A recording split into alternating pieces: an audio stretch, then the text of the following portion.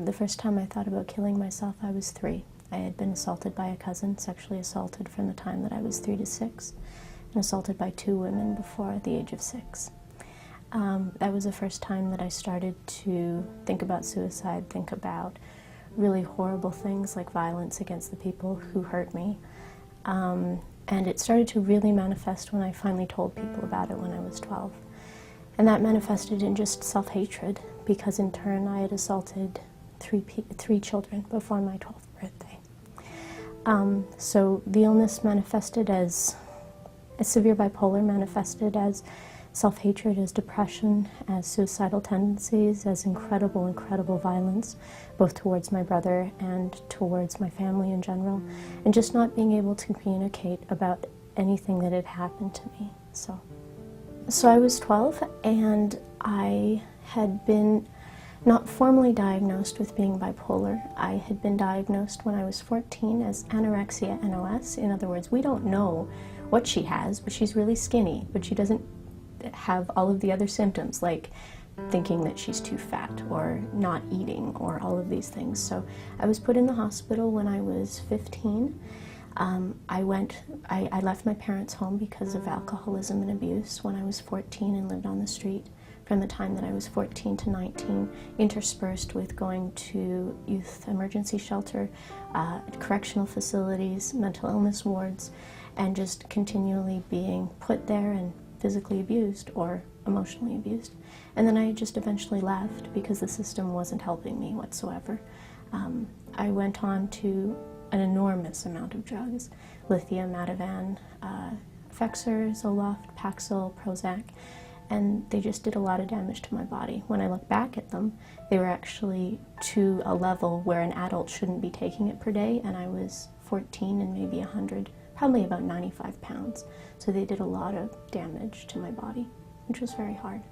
I found a foster home when I was 18. I was placed with a family in my city, and I lived with them until I was 19. I was still on drugs. I was still told that I had anorexia, and the proof for anorexia is that you deny you have it.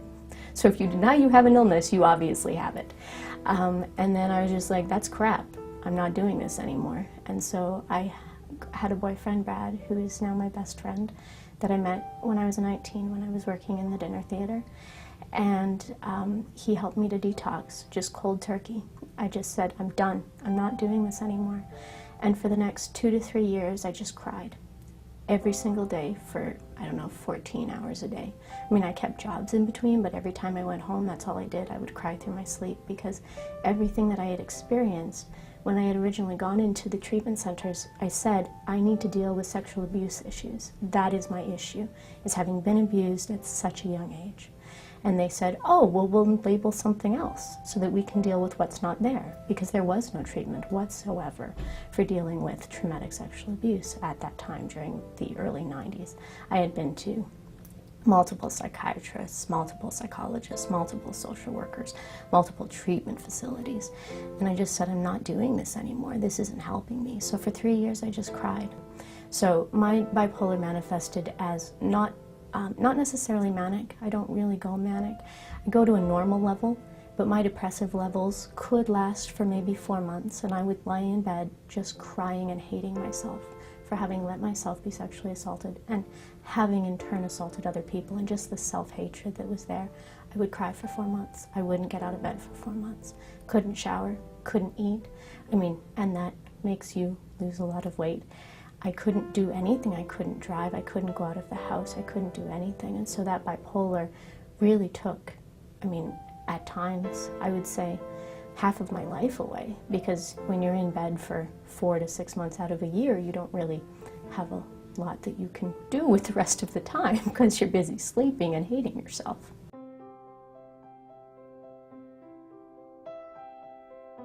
The process of getting on the program was, I had been dealing with a lot of bowel problems and digestion problems from the psych meds. I couldn't digest anything. My body would not process food. And it was really, really hard, because when you don't have nutrition from the food that you're not digesting, you can't possibly be well. So when I started, I just started really slowly on like 1 tablet, then 2 tablets, and I went up to 20 a day for probably the first year. And it was hard because I started to feel like, I had been feeling these really, really long depressive phases, even after, because I had been detoxed from the meds for 6 years by then, since 2000. I was still having these long, long bouts of just depression and just hating being in the cold and living in the dark for half the winter.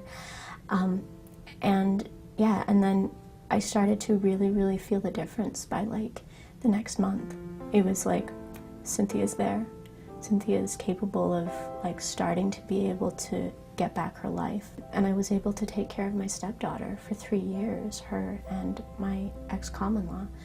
And being able to do those things and being able to cook for myself and being able to take care of a home, like those were completely impossible for me. And being able to study was a huge, huge step. Now I can sit and I can read without that kind of the depression, without the self-hatred, without the feelings of anger towards myself.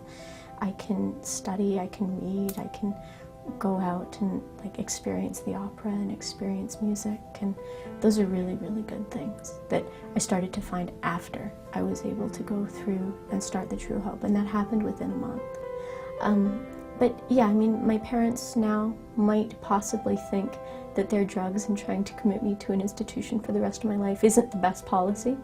Heather and Corey, my music instructors, definitely see a huge difference of the emotional work that I've been doing with my psychologist using EMDR and the True Hope. I talk to everybody that has a mental illness now about there's a potential to not be on drugs.